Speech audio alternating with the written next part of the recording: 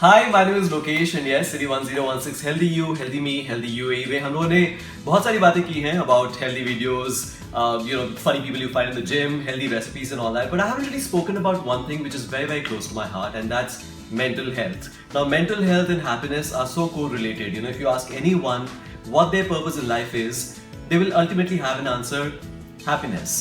आप क्या करना चाहते हैं लाइफ में, आपका पर्पस क्या है? ट्रैवल करना चाहते हैं, स्केच करना चाहते हैं, डांस करना चाहते हैं, खाना चाहते हैं, drink, make merry, everything boils down to happiness. And I guess that's exactly what we are all looking for, right? मैं ज्ञान नहीं देने वाला हूँ आपको कि 5 ways how to be happy in life and then you're going to look at life differently. But yeah, these are the things that have worked for me. I thought I would share it with you guys. Now, there's a lot of debate these days about how phones are taking over our lives and how we are addicted to phones and things like that.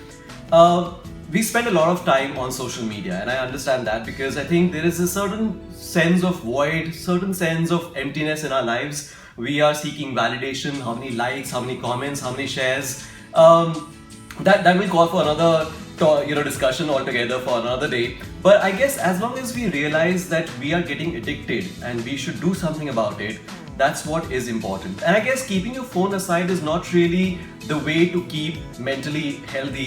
I guess what you do on your phone and how you spend your time on the phone is very, very important. And there's so much, there's just so much on the internet that you can find. So stop refreshing your Facebook and Insta feeds and your Twitter timelines. I think we can really spend our time constructively on the internet. In fact, yesterday only I told myself, okay, no more refreshing. Let me do what I want to do. And then I read up on the JNU case and I watched a very, very beautiful web film called Man's World and used my time constructively. I met a friend of mine called Delna on the weekend, and she said something really interesting. She said, you should pamper the artist in you. And that kind of stayed with me. We all have creative energies and we all should recharge our creative energies. It could mean going to the park, going to the beach, painting, sketching, dancing, talking to your wife, talking to your husband, spending time with kids, whatever rocks your boat.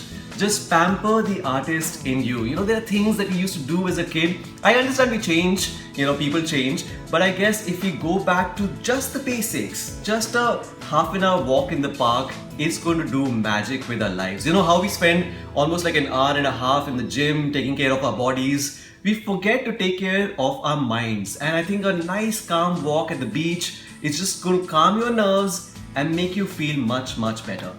My last point is talk. I'm not even getting there, how the way we talk and communicate with people has changed over a period of time with WhatsApp messages and Facebook messengers and this and that and everything. But when I say talk, I mean genuinely talk and speak to people and take genuine interest in their lives. There's a French philosopher who said something really interesting. He said, attention is the most generous gift you can give anyone. So when you're talking to people, it shouldn't be just, hey, hi, what's up, what did you have for dinner last night kind of conversations. How about connecting people on a very, very personal level? When you say, how are you, mean it. There's so many times in my office it happens. There are colleagues who pass by and say, hey, Lokesh, how are you? And they don't even wait for me to give the answer. They've just walked away. And I want to tell them, hey, my bathroom is leaking and the plumber has been dodging my calls and I've got a broken knee and I've got a cold and cough and I'm not really keeping well, but they are not there. They have just walked away. So mean your questions, mean your how are yous. How about connecting with people? When was the last time you spoke to your colleague and spoke about their dreams and their aspirations and their fears and their insecurities? When was the last time you spoke about movies? What you liked in them and what you didn't like in those movies? The books that you love and the books that you didn't like. I guess, for example, if you get into a cab, speak to the cab driver. Their stories are absolutely inspiring. And I'm not even saying that my problem is bigger than your problem or your problem is bigger than my problem. It's never relative. But I guess when you talk to people and know their stories, it gives you a fresh perspective in life.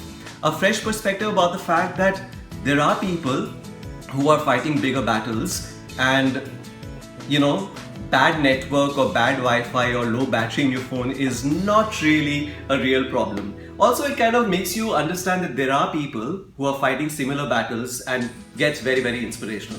I can go on and on and on about mental health and happiness because this is a topic which is very, very close to my heart. All I wish and all I pray is that everyone should be happy. I'm thinking of a smart line right now to end this monologue with. I can't really think of any. All I would say is that just communicate, talk, be very close to the people you love, and just stay happy and stay healthy.